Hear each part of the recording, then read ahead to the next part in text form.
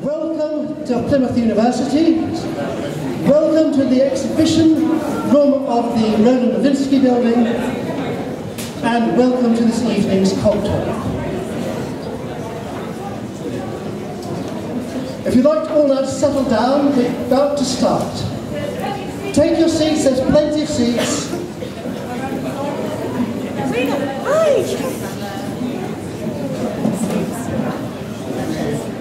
Some seats in the front, make sure you all got a seat.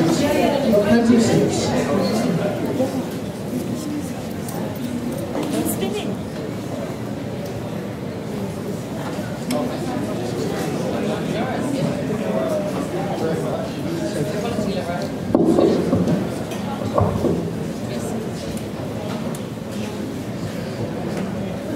Well, this evening's CogTalk is on the topic of robots as companions. I'm sure you all know that robots have a number of useful functions in modern life. Robots are used in industry to make cars, but can they also act as human companions? Should they act as human companions? I want you to think about companionship not as something which is ephemeral, but something which is fundamentally useful. We know that elderly people who are socially isolated are healthier and happier if they have pets. But pets have their inconveniences. Pets die and people get sad about it. Pets need feeding, and as a consequence of feeding they defecate and urinate, and they can smell, all very inconvenient. Would it be better, instead of having a pet, to have a robot instead? And perhaps not just supplanting pets as robots, would it not be possible to have human companions? Perhaps, instead of having me as a lecturer, should I be replaced by a robot?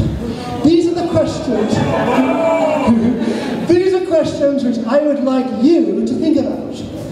At the end of this evening, I'm going to ask for your opinion as to whether you think robots should act as companions, and to what extent we should have robots as companions, to how far it should go.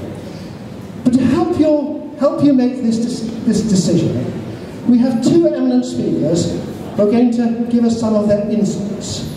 On your left-hand side, we have Dr. Tim Auburn, who is a specialist on human-to-human communication.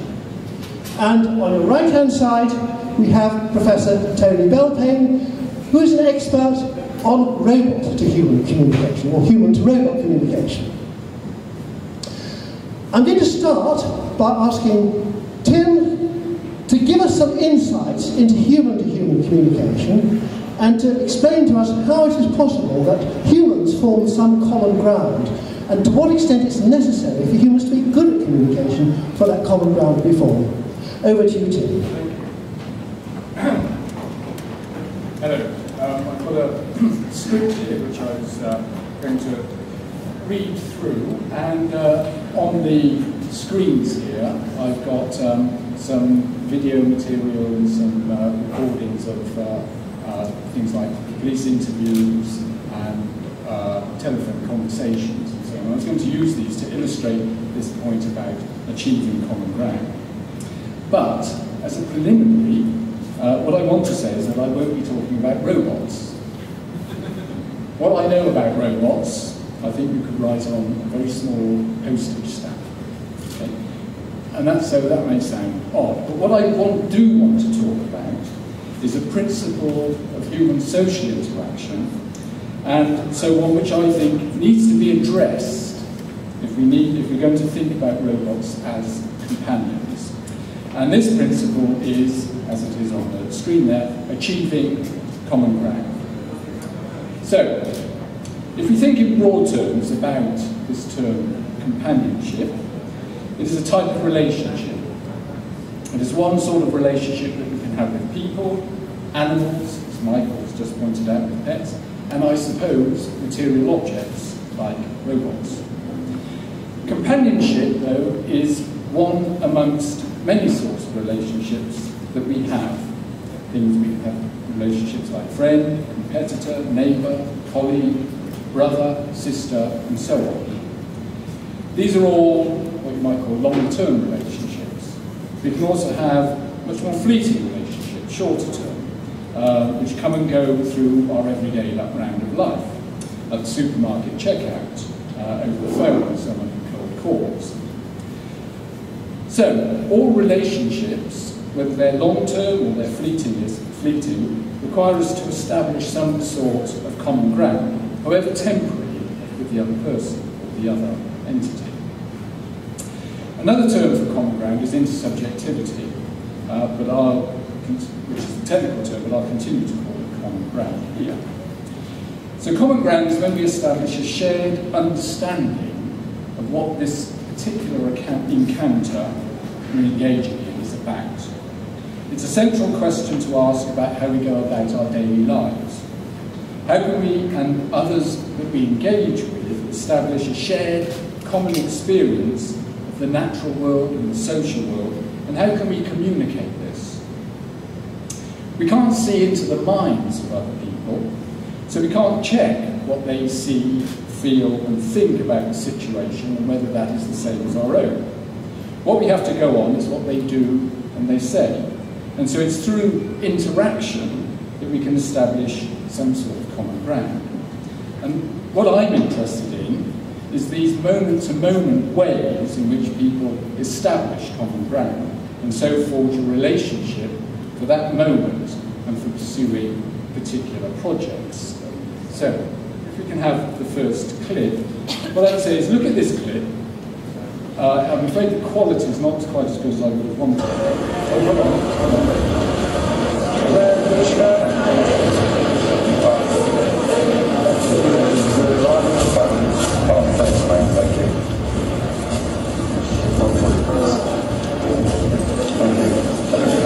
Thank you.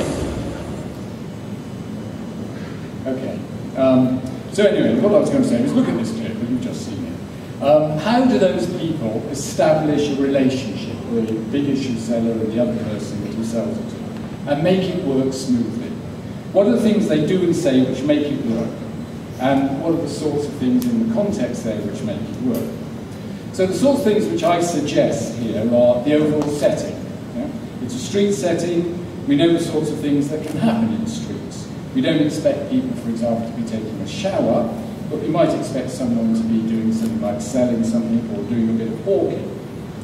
There's the body language, the shaping of the body into a particular orientation, the posture, the gaze, the smile, the movement toward the other person. And there's also the language, of course, as well. People do things with words. Okay, it's action-orientated. That is, they do things like greetings, offers, requests, accept requests or accept invitations. They do marriage proposals through language. The talk here, as another context as well, is doing something, and it's crucial to establishing this sort of relationship for the moment at hand.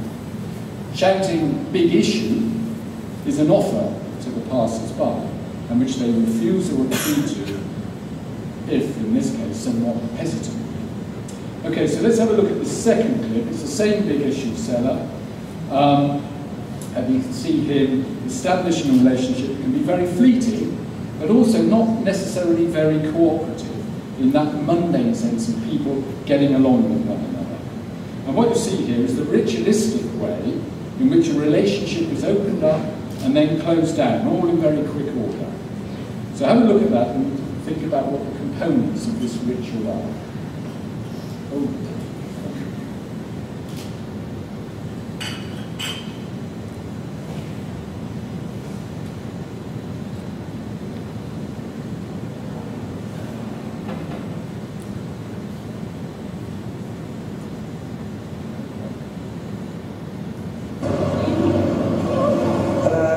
Have a nice day, thank you.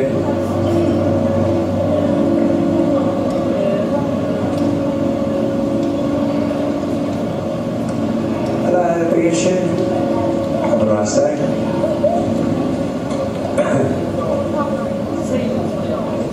Hello, ladies, a big issue. Have a nice day, thank you. Hello, big issue. Have a nice day, thank you. Big issue, man. Have a nice day, thanks. Hello, big issue. Have a nice day, thank you.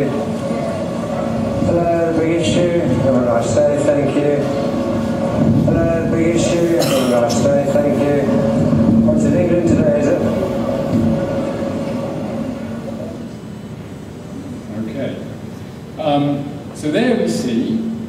opening offer, done in quite a perfunctory way, the acknowledgement from the passerby, and the refusal through a slight shake of the head. There's no change in pace and the trajectory of the walk, the gaze towards the big issue seller and then the look away, then the sign-off by the seller, the sort of face-saving move, thank you very much.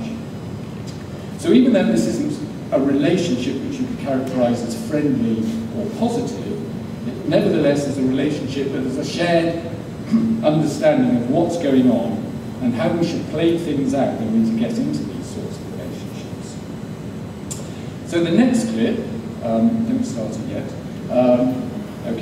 illustrates more or less the same thing. It's taken from a police interview of Harold Shipman, and it relates to his murder of Eileen Grundy. The police very conveniently put this on the BBC website. So you'll hear the voice of Harold Shipman, who's often characterised as one of Britain's most prolific serial murderer. And that his voice comes in right at the end. Okay, just put it on. All right, no, don't start it yet. So just a quick note on method here. In order to tease out how social interaction is organised and how it works, we often need to find ways of freezing the action so we can look at it closely and inspect it closely. And transcripts of interaction allow us to do that. So while this plays, there's the interaction. It's a fairly simple sort of interaction, and what you can do is you can follow the talk. It's not always very clear as this plays through. But again, listen for the way the talk is put together and think about the sorts of projects, the actions that the different participants are displaying in this talk. Also think about the way how they constituted this as a police interview, yeah? And not as, for example, a casual chat about what Harold Shipman has been up to. So, starting? Is it not a coincidence, or is it not significant, that you are the sole beneficiary, or would have been the sole beneficiary of Paul's will? There's nobody else who could have sent that letter or an interest in the estate and Mrs. Grundy up to himself after the death. Is that not the case? Anybody would you recognise and say what? Not with the office typewriters, and who would have been aware that the doctor was developed in his face? Who would have been aware that the will had been deposited at Hamilton Wards when the original will had been reported?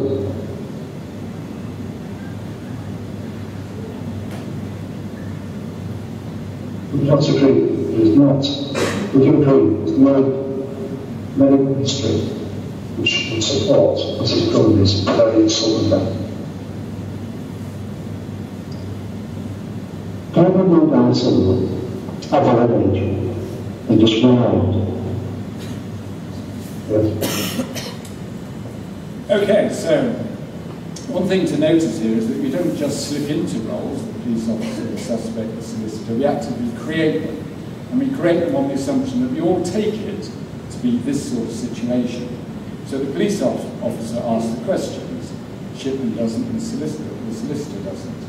The police officer puts the questions together in a particular way. Lots of evidence, and also the format of the question is very much in terms of yes-no questions, questions which require a yes or no answer. In relation to the projects, what are these participants displaying here as their project? Notice how these projects also complement one another. So we've got accusations and denials of accusations. Again, built on the common ground of what we understand this situation to be. This complementarity of projects comes through clearly in this last exchange there. The police officer asks a yes-no question. But does Shipman answer with a yes or no? He doesn't. He answers with a generality, a figure of speech, which counteracts the sorts of assumptions that the police officer has built into this question. So we can see that there are recognisable practices which people understand, they orientate to, and they use to pursue their projects. And these are coordinated with other people. And it's through this coordination that we accomplish the sense of a shared understanding of what this encounter is about. And comedians can often play with these conventions all the conventions underlying these practices, and make them amusing.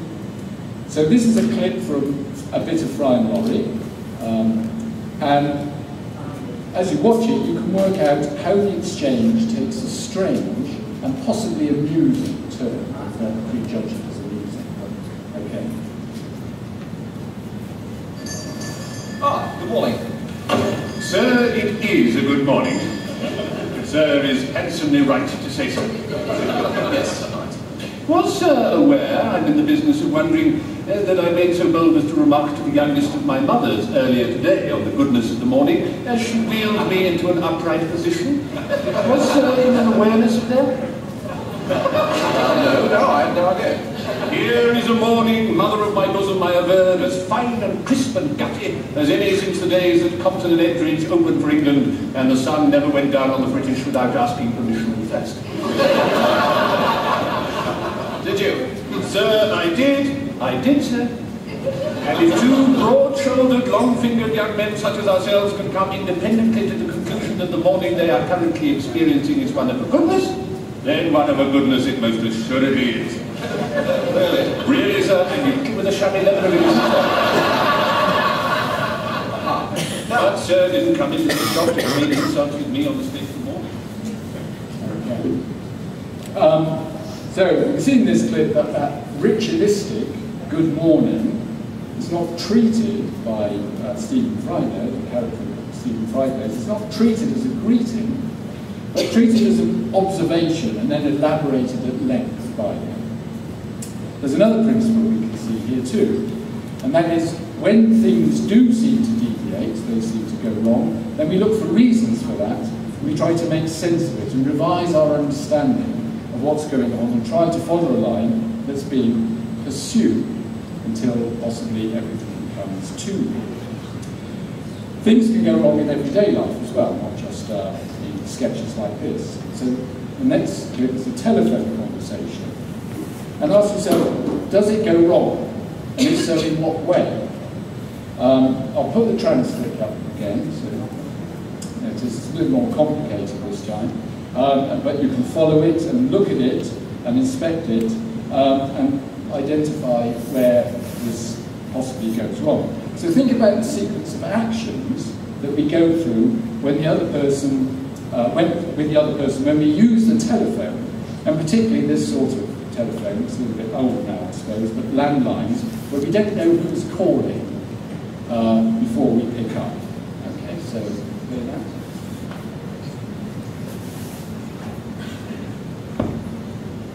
Hello. Hey. I'm fine, how are you? Okay. No? Never you are. I think you have a nice voice, but I can't actually recall who it goes with. Brian. Oh, hello, Brian. Are you going tonight? Yes, would you like to come with us? Well, we've only just got back from the Oval, and we're not sure that we should be there right at the beginning. Okay. I changed the name on there. You probably noticed that one of the characters is called Mark, when it's called Brian in the actual thing. When we answer the phone, we normally go through a fairly standard sequence of actions. We get the telephone rings, the sort of summons, we answer it, there are greetings, followed by self-identifications, and then the business of the call. This particular interaction, conversation, seems to get stuck over the self-identifications. The conversation doesn't progress, they can't get onto the business. Brian, or Mark on the transcript, and Leslie have this to and fro over the identity of the caller. Leslie also seems to take the blame for not being able to recognise the voice of Brian. But once Brian is self-identified, they immediately are in a relationship and they both understand and display that understanding of what this is about. And to me, this particular phone call is remarkable in that Leslie, as soon as Brian is self-identified, immediately takes it that going to the meeting is what the business of the phone call is about, and that's without any pre-marking of that or any sort of advertising that that is what the business is about. But she picks that up straight away.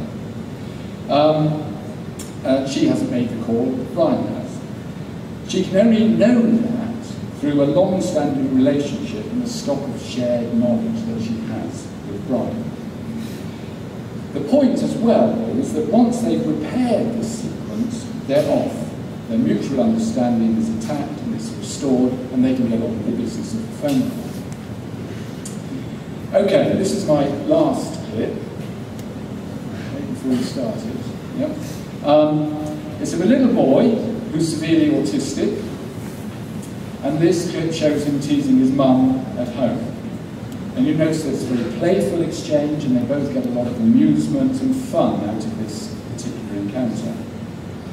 And the point here follows from the previous clip, the phone call one, and that is that people can accommodate to all sorts of situations where the environment in which they're communicating is not optimal.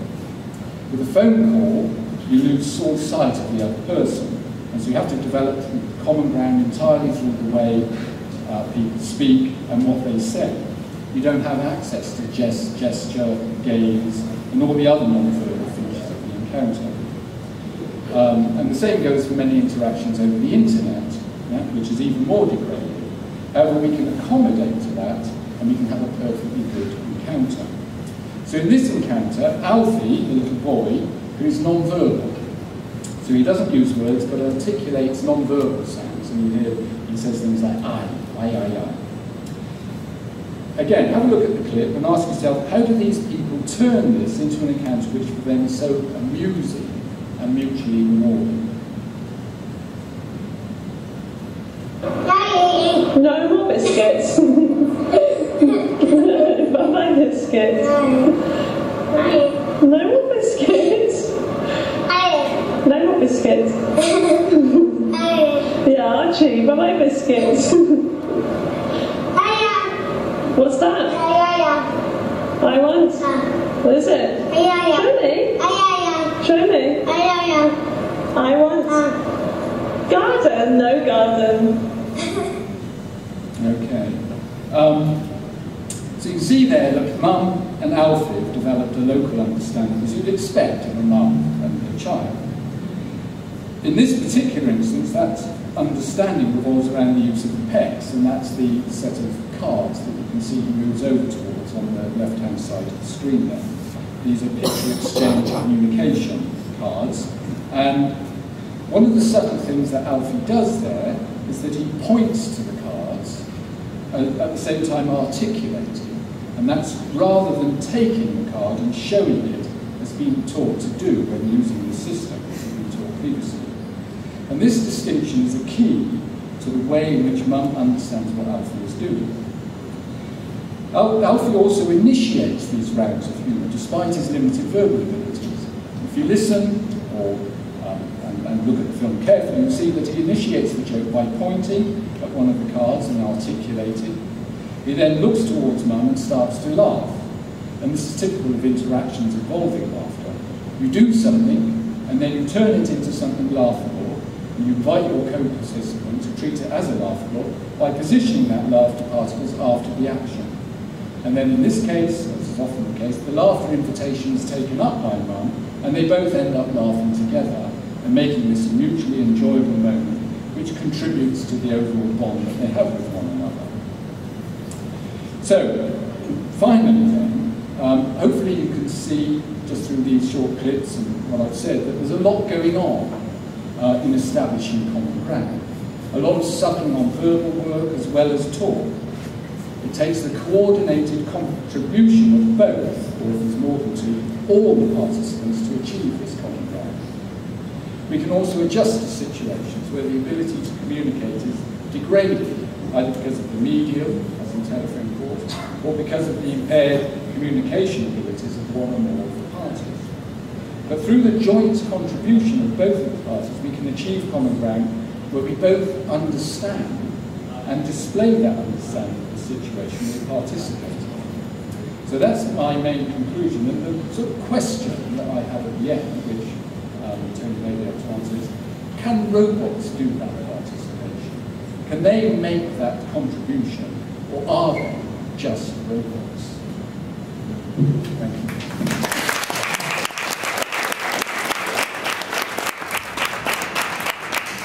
Thank you, Tim, and thank you for giving me that insight into how humans communicate. So I'm now going to turn to Tony to ask him that question. How can we communicate with robots? Just as humans are good at communicating with other humans when communication is poor, can we, in some sense, still communicate with robots when they are suboptimal, they're not quite up to the scratch? Tony, over to you. Thank you. So, how to follow that? Let me just start with saying a little bit about robots. Yes, robots have been around for a little while now. So we started building robots in the 1940s, 50s, and the first industrial robots were around in the early 1960s on the Squeeze, a Unimate, which was one of the first industrial robots used in car manufacturing at GM plants in the States. And robots typically are used for 3Ds, dirty, dangerous, and double tasks. We've built robots that went pretty much everywhere. We built robots that went to deepest oceans, built robots that explored planets far away. But we haven't got robots that explore the most challenging environment of all, and that is the home. Mingling with people in the home is, for robots, one of the most challenging tasks that exists. The home is not only challenging physically, because it's cluttered, it's unstructured, there's stairs to negotiate, just ask the Daleks how hard that is, but there's also people, and people are really difficult to deal with. People move erratically for a robot, people are hard to understand, you don't know what it is they are doing next. They make these sounds, and these sounds appear to mean something, and so it's very hard for a robot to make sense of that. But being a roboticist, we try. So I'm going to tell you a little bit about how we try that. And I have to start by saying that most robots that we have built now, robots that you'll find in factories, and even personal robots that you might find in the home, are non-social robots. They don't understand language, they don't understand gesture, they don't display emotions, they don't understand emotions. When you come home, you're happy because it's a sunny day, the robot doesn't know. Okay? It's like this robot is just going to be hoovering your floor, and it won't respond differently because you're happy or because you've had a bad day. So they kind of have the personality of a washing machine or a dishwasher at the moment. However, we are very different. We are a social species. The human species has evolved over millions of years. In the last few hundred thousands of years, we have evolved to be a social species. What language? We're the only species using language, and what a fabulous thing it is. We can communicate to each other the most complex things, and robots somehow are kind of not sensitive to that world, and a part of that linguistic world. What is, however, interesting is, as we are a social species, when we understand what it is about being social, we as robot builders can use that. And if you kind of look at robots as depicted in science fiction, so here's a few, be they clever robots or not so clever robots, or good robots or evil robots, there's one thing that they all have in common. They are social. Even this robot there, Terminator, is social because it understands what you are going to do next. You're going to run away. And it's very important that it is social, otherwise it wouldn't be able to kind of interact with you. Not in a very friendly way here, but it needs to understand social signals, it needs to understand your intentions to kind of react appropriately to what you are doing. So if science fiction is writing about these, or showing us these social robots, what can we do as roboticists to kind of live up to that dream? How can we make social robots? And let me start with a little film clip. This was made in the 1940s, 1944 to be exact, by Hyland in Germany. It's just a very simple film of something happening. Just observe and tell me in a minute what it is you'll see.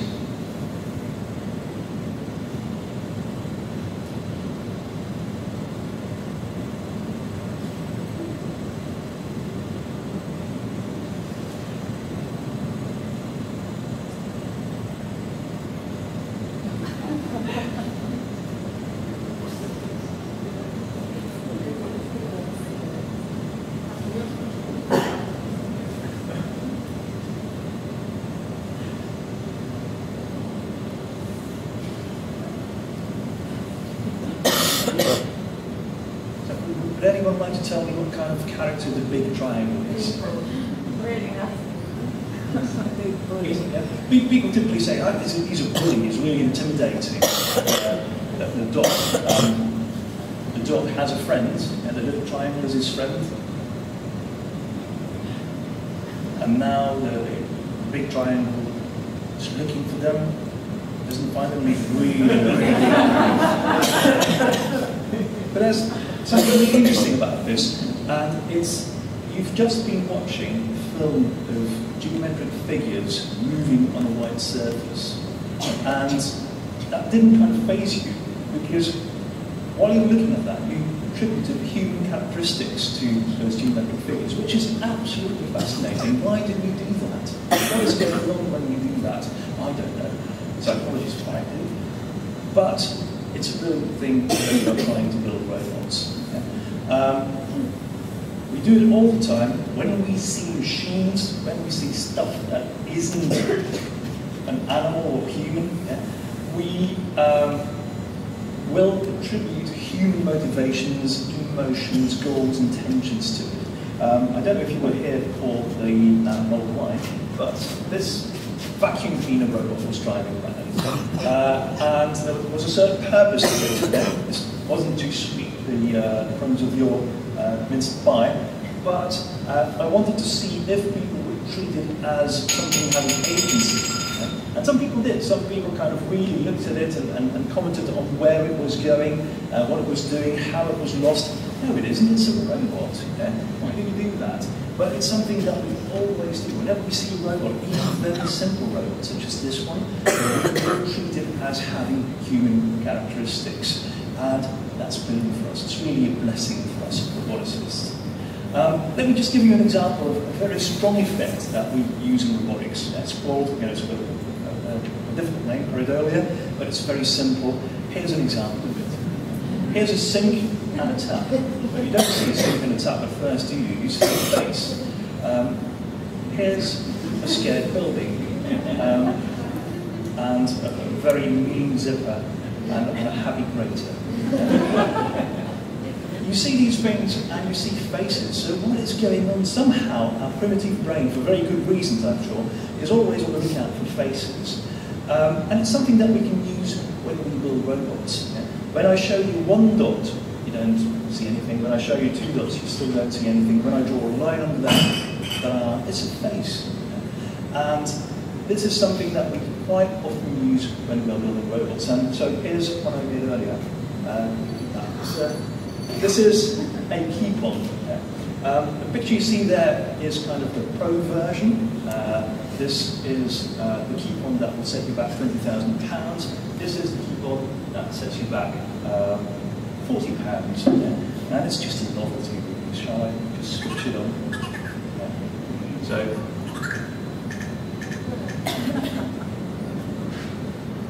it normally works to music if you have music playing, which is really good fun. So I'll just leave it there. But as you probably notice, there's not much going on there. You've got three dots really, but you don't see three dots. You see two eyes, a nose, and a cute little finger that is moving in a way that looks as if it is alive. That's really, really very clever. You're probably even thinking it's paying attention to me. I'm sure it is. So it's something that we can use not only to make toys, we can actually do useful things with that as well. In the States, one of my colleagues has worked on a weight loss robot. So when they tried to build a weight loss device, they tried two options for a weight loss device. Just a program running on a computer, and a program running on a computer that embedded into a robot with a head. Okay? And on the right, it's quite small, you see that head. When they tested that with people who wanted to lose weight, they noticed that people who were given the device with the head complied for much longer with the diet program that the machine was suggesting. And it was so successful that they even made it into this product. So hi, my name is Autumn. I have been created to be a personal coach, and I would love to help you to develop healthier eating and exercise habits. I can help you keep track of your progress and give you valuable feedback and advice. If we talk every day, I'll keep you motivated to stick with your diet. It's not available in Europe. We'll work together at least once a day toward meeting your goals, and you can let me help you keep track of how much you've eaten and exercised. In the States. Here's what you've had for lunch. Anything else? Skip that now. But so, heads are important. And this kind of, brings me to I can't avoid talking about the uncanny valley. This might be familiar to many of you. In the 1970s, someone in Japan, Mr. Mori, was thinking about puppetry. And he discovered that, or he kind of noted that when a puppet resembles the human form more, the more we like it. And so the more it resembles a person, the more we kind of feel that the puppet is agreeable. And of course, this could be kind of this transfer to robotics as well, which Mori really soon noticed. And the effect is also kind of is even stronger when the robot moves or when the puppet moves. However, there comes a point when the robot looks like a person so much that it becomes uncanny, that you find it scary. It looks kind of, you feel a bit uneasy in the presence of that robot, and that's that dip there. And if you work really hard, you can make robots that look so much like humans again that you climb out of that valley, and then you reach the ultimate peak. The robot that is so human-like that you can't distinguish it anymore from a human. Now, we kind of have a diversity in culture in robotics. In Japan, they're going to be trying to make robots that are on the right-hand side of the uncanny valley, and on the, and in Europe and in the States, we try to make robots that stay on the left-hand side of the uncanny valley. Nobody wants to be in the uncanny valley, because that's kind of what it looks like. Now, you might have seen this person, Hiroshi Ishiguro, works in Osaka, and he is very fond of making robots that just look like, movable waxy dolls. He made a copy of himself, Germanoid. On the left-hand side, this is the robot. On the right-hand side, it's Ishiguro. He made this robot a few years ago, and quite, he wasn't expecting it, but the robot doesn't age, and he does. And there was a point where he actually didn't look like his robot anymore, so instead of just changing the robot, he had a facelift. And he looks like his robot again. And it's quite exciting. Ishiguro is kind of seeing this part as an art project, part as pushing the boundaries, seeing what is possible in what people accept. And the next clip shows one of the most advanced robots in that series. This is the Feminoid. The gentleman on the right is controlling the robot, so if he moves his head or his mouth, the robot will imitate what he's doing.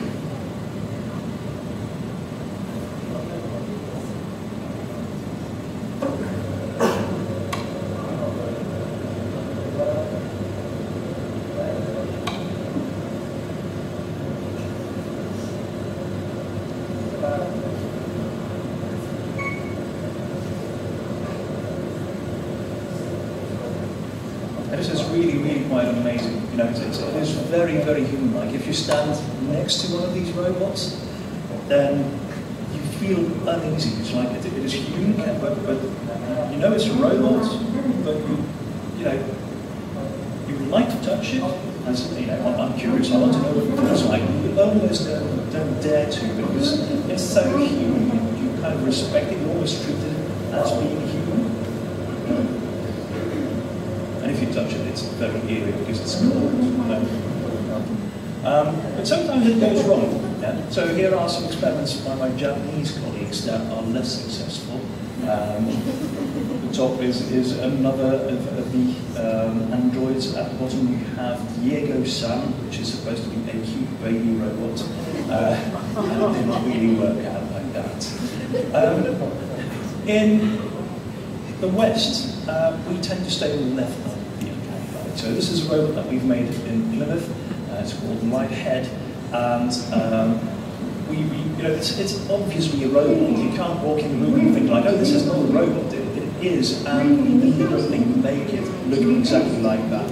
There's a number of things about this robot that are interesting to note. For example, we've given it a very high forehead. That's because young children have a high forehead. We've given it big eyes. That's because young children have big eyes. And that kind of draws us in. We find young animals and young children like that. We find them attractive, and that's why we designed this robot to be exactly like that. Now, what about robots as best friends? BFF, my daughter knows that, best friends forever. Can they actually be best friends forever? And I would say, yes, I think they can. Let me start with a rather awkward example. So, here's a robot, and this is a demining robot, as the American, I assume UK military uses them in Afghanistan. Instead of sending someone over to a bomb and to prod it with a stick, they send a robot over, which makes sense. So these teams are being called out for IEDs. Each have their robots. The robots deployed. It's remote control as well, so someone's sitting behind a wall with a joystick controlling the robot and looking at what is going on. Now, once in a while, it goes wrong. So here's an example of a robot that had 19 successful missions and 1 unsuccessful mission, and it is kind of it came into unpleasant contact with what is it? Improvised explosive device. Now, the company that makes these robots, iRobot in this case, gets these robots back for repair. And what is quite interesting is that the company didn't expect this to happen. The company gets requests from the soldiers to receive the exact same robot back. They don't want a replacement robot, which would be incredibly straightforward. Your robot's broken, instead of sending it back to the States to be repaired and waiting for the robot to come back, you get a replacement. They don't want that. They want the same robot back. Why is that? They give their robots names. This one is Scooby-Doo. You see kind of written on the control box still. That's Scooby-Doo. And they give their robots medals. They have purple hearts. If the robot is beyond repair, there are robot funerals. And I must admit, these are extreme circumstances. But it happens. These are adults doing that. Can you imagine what happens if we kind of start working with people who are much more imaginative than adults? For example, children. At Plymouth, we are running a big project on where we're trying to build robots that serve as companions for children. It all started with the hospital who approached us a few years back, and they wanted to have an alternative for pet therapy. They had been using dogs on the pediatric ward, and really well, the children loved it, had a good time, recovered even faster. But the dogs are expensive. They need to be at least 2 years old, they need to be well trained, there needs to be a trainer present. And the dogs are also unhygienic, so not all children can have access to pet therapy. So they came to us and said, can you make a robot that achieves the same, but doesn't have these drawbacks? So you see Robin standing ready. What that was. So this is one of those robots that we use. Their research prototypes are still being made by one of our French partners, Auburn, based in Paris, and they make these robots. They're quite heavy, sturdy robots, but there's something nice about them. Their appearance, their height makes them non-threatening, and children typically love these robots. We love them for all the technical bits around it, but they have been designed to be very appealing to robots, and that works incredibly well. We've been running now for about 2 years, lots of studies out there showing that the robot does work. and I'm also going to show you some science, but I'm going to skip to, let me just skip back a moment. So I'm just going to show you a little video of a boy in Italy, because we work together with a hospital in Italy, mainly, and I'll hang on to it. And the boy is playing a quiz with the child, sorry, the robot. Now, we kind of have restricted ourselves to working with children who have diabetes. So in Italy, when you're diagnosed with diabetes, you go into the hospital, you spend a week there, and you need to learn a lot about, healthy habits, monitoring your glycemic levels, injecting insulin, etc. So, something dangerous. I'm nervous about this. It's probably today. Now, the boy is playing a quiz with the robot, and just have a look at what is going on. Allora, now, se ti capita di avvertire un'ipoglicemia a scuola, devi correggere con zucchero l'eventuale ipoglicemia. Vero o falso? Falso, vero. Secondo me la risposta è falso. Sbagliato, no, era vero. Perché se tu ti senti basso devi mangiare lo zucchero. Era sbagliato. Ok, tocca ancora la prossima domanda. Va bene, no. Che bello che sei. Quale scegli? Ritratto. No, non esattamente. Posso riprovare? Vuoi fare un altro tentativo? Sì, grazie, no. Sei gentile. Ah, bene. Visto che ti voglio bene, giochiamo ancora. Ora capiamo. Tocca a te. Ok. Posso fare la prima domanda? Va bene. Sei gentile. Perché bisogna masticare bene il cibo prima di mangiarlo? Molto gentile. Sì, sei bello. So there is something going on there. And you see time and time again, we can play with it. Have to be fair, this is a semi-autonomous robot, as we call it. So behind, in another office, someone is sitting, kind of clicking a button now and then, because the robot isn't perfect. The artificial intelligence isn't perfect. So we have a person sitting there, kind of once in a while clicking a button, or even typing in an answer. But the child is unaware of that. They don't know that, they think that the robot really is autonomous. And it's something, this we see happening time and time again when children interact with robots, which is kind of very encouraging for us. Now there's also... Hyland is a therapeutic group. I skipped that. So there's also the other extreme is robots that are used for the elderly, and not just for elderly, but particularly for people who have dementia. So this is a Japanese product. It's called Haro. It's a seal-like robot, and there's actually a voiceover on the video, so I don't have to do any talking. Haro is a therapeutic robot developed by ICE and available from Intelligent System Corporation. Haro, modeled on a baby heart seal, displays emotional responses to external stimuli, which are input via a range of tactile, light, audio, and temperature sensors. Haro is designed to have a positive psychological effect on people who interact with it.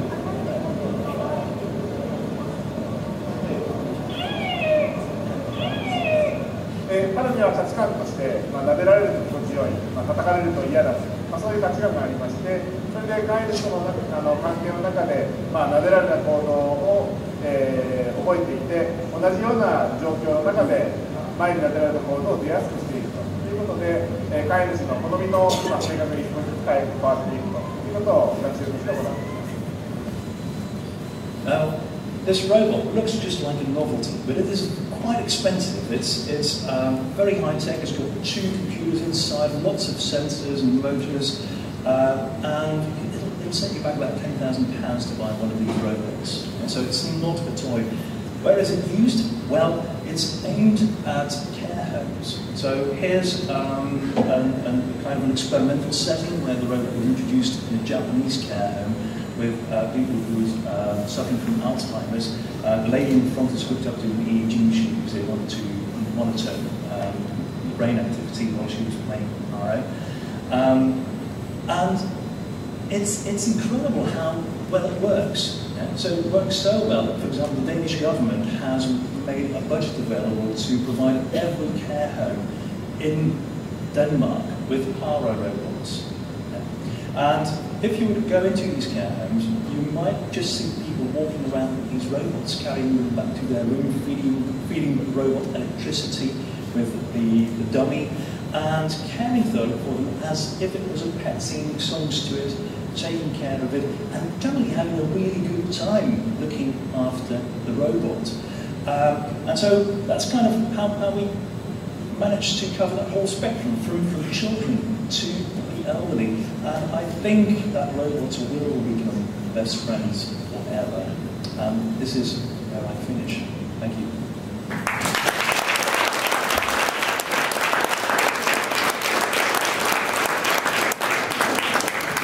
Well, thank you, Tony, for that absolutely fascinating display. Before I open this for questions and comments from the floor, I'd just like to ask the team of researchers who've been working with Tony, could you just come forward and have a round of applause for the researchers? Could you just come forward? I would like to give you all a round of applause. Come on. So, we have an excellent team of researchers at Plymouth University working on several different robotics topics, and these are some of the people working on. So thank you very much indeed. Okay. Now, this is the opportunity for you, the general audience, to ask questions, to make comments.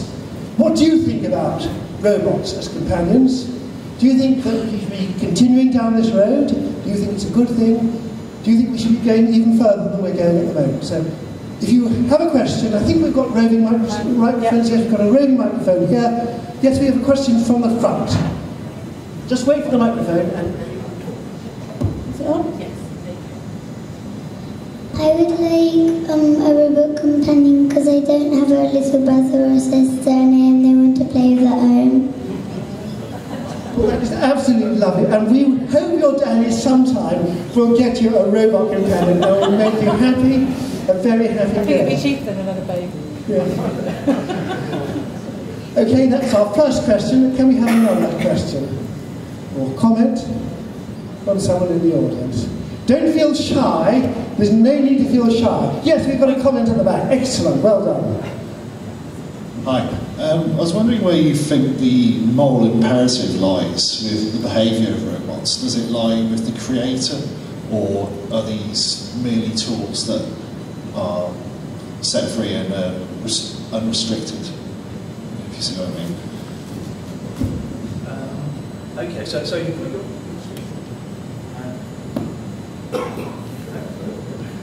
again. Yes. Good. So the question was, let me get this straight. If designing that robot, does the robot's behaviour kind of rely on the designer's talents, or sorry?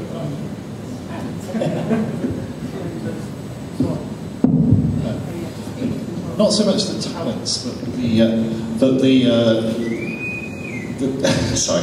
the moral code that's instilled within the robot. If the robot acts in a way that is somehow damaging or seen as immoral, where does the blame lie? It's a very interesting question. Something that we think about that. It's not that it kind of creeps into our day-to-day work. These robots are limited enough not to do anything silly, and we make sure that nothing happens. But you can imagine a very near future where something like that happens, where the robot does something, for example, collects data about you in your home and puts it on the internet or something, or even through a programmer's mistake. And there's a general agreement that the robot is not responsible for that. So in the UK there was a team put together who had to think about that, and they had to kind of drop a number of rules about what it is that robots can do, can't do, who's responsible for when the robot actually does something wrong. And it was very clear that the designer of the robot always had to be held responsible if something went wrong, and that it always had to be clear who the designer was of the robot. So the designer should always be identifiable, not only of the mechanical robot, but you can also imagine that you buy apps or software for your robot, so you should know exactly who's responsible for each bit of AI working on your robot. Tim, would you like to add something to that? I'll add something to that. I'm not sure it actually directly addresses your question, but just in terms of the film of the Italian boy that we saw there, what struck me about that is that that's actually, or seemed to be, a very sophisticated, mediated communication between the boy, although he didn't know it, but the robot operator who was hidden from view, and that struck me as in a way parallel to some of those examples of phone calls or internet communications and so on, where you're actually interacting with an object, but it's mediated with a person who's sitting behind that. The issue of morality, I think, is interesting, because I think everyday interaction is a constant moral sort of playground in the brain.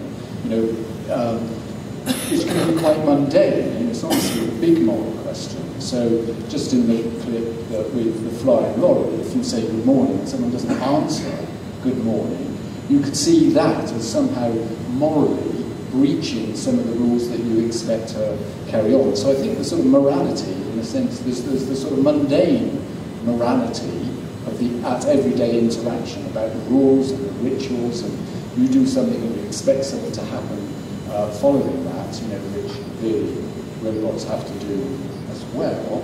But there's also this big moral questions, which I presume you're getting at. It's like what happens if a robot goes on a rampage and kills someone? Who's responsible then? Good, thank you very much. Another question. Yes, we have. Now we've got lots of hands coming up. I knew it always happened. Okay, we'll start there, yes, and then we'll go back, then forward, okay? This is again for Tony. Thank you very much, because that was really interesting. I knew very little about robots. It was really fun to find out so much about it. But I think right at the end, I came to the conclusion that we were going to have a really sad society, where we were going to have these old people stuffed in old people's homes with these funny pets, which weren't proper pets. We were having children in hospitals with these robots without the warmth of the human interactions. I could see them in schools, more and more e-learning with robots. I think the view of society that throws was very, very depressing, and I would still like to see that they use lovely dogs in old people's homes rather than those furry Japanese pets. So I would like you, if you might be able to comment on that. As it would sound strange, but as a roboticist, I actually couldn't agree more with you. Yeah? When you see the footage of the Danish care homes with elderly people caring for a robot, it really tears you between, on the one hand, thinking like, oh, that's brilliant, it works, and on the other hand, what has this world come to? Why do we need to provide robots in care homes? And it's the best place to actually answer that question are the nurses and the carers in those homes themselves. And so we put them around the table and asked them, so what do you think? And they don't know either. But what they did know was that the robot was better than what they did have, in the sense these people were quite often alone. Nobody visited. And they were just sitting there in their room, perhaps watching television, quite often not doing anything, and when the robot was brought in, they kind of opened up. Yeah? There was something that responded to them. A television doesn't respond to you, it just chucks, flashing images at you. But if you work with a robot, the robot responds, and it responds in an appropriate fashion. It's kind of, it invites you to care for it. And these people had such a good time. It was just so clear that they had a really good time doing that. What do you prefer? Not having access to the robot and being very alone, or having access to a robot and still not having human contact? And it's such a hard question. I know, it's such a hard question. It's something, yes, I struggle with that as well, but I prefer actually to have that robot. Would you not prefer a dog? Or something more, something that has more emotion to it? That's an interesting question. What is emotion? Yeah? Dangerous terrain now. It has emotion, yeah? If you think that the robot has emotion, to me the robot has emotion. Yeah? Even though inside it's just a computer responding to stuff that comes in via its sensors, if you believe that the robot has emotion, it has emotion. So it's not as if the robot doesn't, I think it has. Well, that's all very, very interesting and challenging, and certainly the question of why we need robots in old people's homes, I guess, is another question, which is why we need old people's homes, because not all societies have them. So that's a very, very interesting comment, not only on robots, but also on society in general. Now we have a comment, I think, from behind and then one in front. Oh, right. There we go. Alexis' question's already been answered. Okay, so now we've got one in front. Did you have a question? Yeah. I found it interesting that the kid on the video who was questioning the robot was quite trusting of the robot, and our younger audience member was also quite trusting, whereas I'm quite disconcerted by some of these robots. And obviously there's been the question about old people's homes, and maybe older people are a bit less trusting. Do you think that's something that could be overcome by conditioning? So if I've grown up from a young age surrounded by robots, do you think I'd be a bit less scared of them? Do you trust your microwave? Yeah. That's your answer.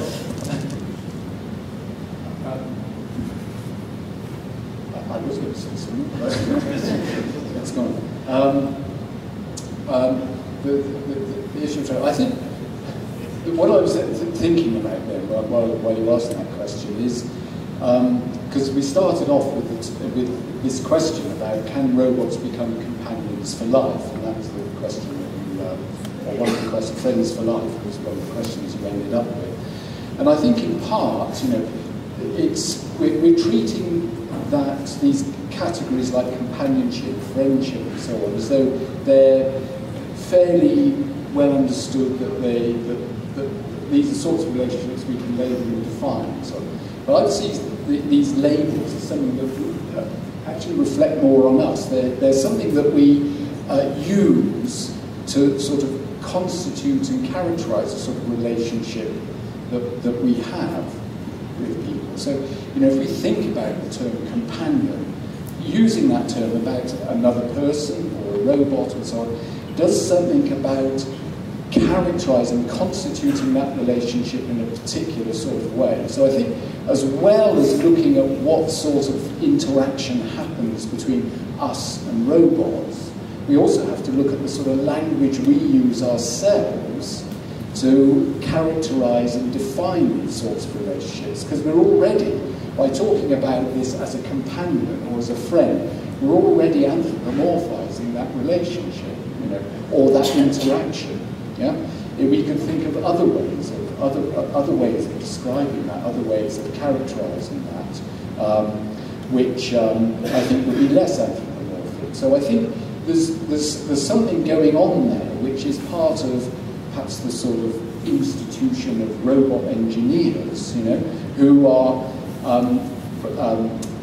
putting forward this idea that there's a companionship or a friendship and so on, but it's already predefined as that in the language that we use, So we ought to be thinking as well about how we describe that relationship, how we engage with not only with these machines, these robots, but also how we talk about it, how we're constituting it amongst ourselves as a society, these sorts of things. If we talk about robots becoming companions, we're all in a sense we're letting them in to our society as that sort of thing. I think we've got a question over here. So what I found interesting about the, particularly the seal, was that it effectively was feedback. So what was going on there was it was representing a view of human relational cues as a set of engineering questions, basically, hardware and software engineering. And obviously, as engineers, the objective, I say obviously, but one of the objectives of engineers is efficient solutions to problems. So with Caro the seal, we had an incredibly satisfying companion. But when that made me feel a sense of disquiet, and I was reflecting on that, and I think my disquiet came from the fact that with, scare quotes, real things, there's an element of unpredictability and resistance to actually be the most effective and efficient companion I can imagine. Sometimes I might get annoyed with my dog, or disappointed with my friends, and I think an engineered solution will lead to progressively more and more selfish interactions with things. Well, that's a really difficult question to answer. As kind of, you know, I'll put my engineering cap on. If we suddenly realise that unpredictability is what is needed to kind of create a stronger bond between the robot and its owner, we can program unpredictability. You know, we can have a robot that is grumpy, a robot that doesn't want to kind of talk, play with you for that particular moment, a robot that is tired. It's very easy to do those things. If you kind of look at the field of human-robot interaction, which is really a scientific field, you're going to see kind of scientists really chipping away at that. What is it that constitutes a bond between an animal and a person, between two people? And the more we understand, the more this allows us to build that robot that one day you will really accept as a companion. And it sounds scary, but it shouldn't be. Right? It's normal to kind of have that disquiet about the seal robot. I think everyone has. And sometimes you have to understand the seal also from the culture where it comes from. So it's a Japanese product, and Japanese culture looks very differently at robots and social relations than we do. But I can imagine that it would actually be quite straightforward almost to build a European seal robot that wouldn't really upset you. I don't think I expressed, can I just, you might just add a bit more to that? Please do, please do. My real issue, well, the concern I had is that with excellent robot design for social purposes, there's a social dimension to it where, particularly as they become more prevalent in our society as carers, as companions, they're reinforcing certain attitudes within that society, which an instrumental relation with other organisms, basically. That's probably going to happen, yeah? As it has with any technology that we have ever developed. It changes society. When we invented the fork, it changed society. When we invented the wheel, the microwave, the steam engine, it changed society. It's going to be exactly the same as with robots. If suddenly robots kind of enter the home and are going to do particular chores for us, like a vacuum cleaning robot there, if it becomes so affordable that you might as well have one of those instead of a Dyson, people are going to buy it, and people are going to change their patterns of living. It's quite interesting. So there's been studies on how people actually respond to these vacuum cleaning robots. And first of all, it does its job. It's actually quite good at what it does. But the second interesting observation is that people actually change the way they live. So, for example, people are actually much tidier because of the robot. Because children, for example, will actually pick up their socks, because otherwise the robot gets stuck in the socks, which is amazing. People have written to that company saying, I can't imagine how thankful I am for that robot, because now my kids are finally picking up their stuff, stuff off the floor. And yes, robots are going to change the way we kind of relate to each other and relate to machinery. We have time for one more comment or question. Is it on? Yes, it is. I'm a non-scientist. Isn't the degree of satisfaction that we might get from a robot simply the fact that we've got control over it? And if you build in unpredictability, and I don't like it, I take the damn battery out.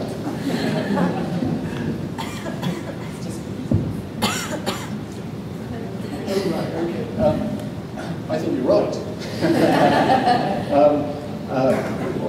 While Tony was answering the last question, which I think relates to this as well, and the question that the gentleman at the back said, is that these are highly responsive machines, and I think we can engage in a sense with those, and you've seen that in the films that, or the clips that Tony has provided here.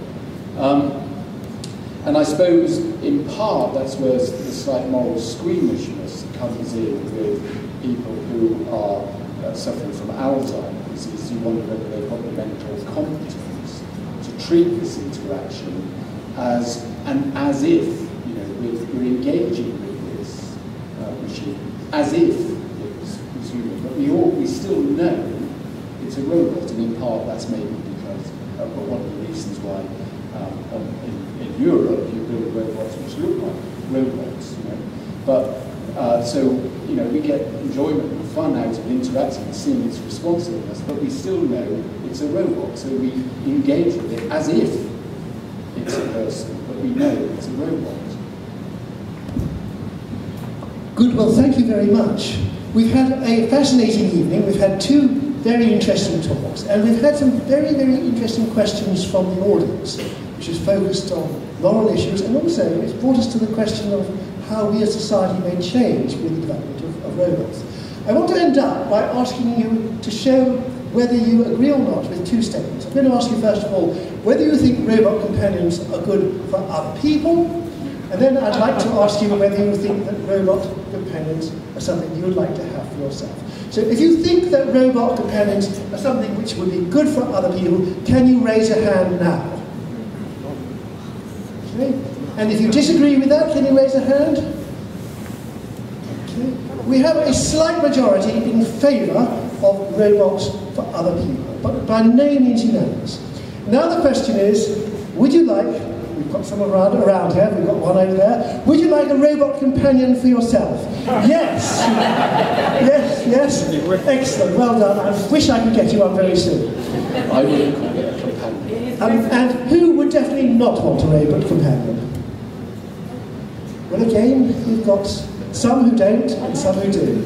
So we've clearly got a divided audience of opinion, and that's perhaps as it should be, because humans do not always agree, and I guess that's one of the differences between humans and robots. Ladies and gentlemen, thank you for being such a wonderful audience. Thank you.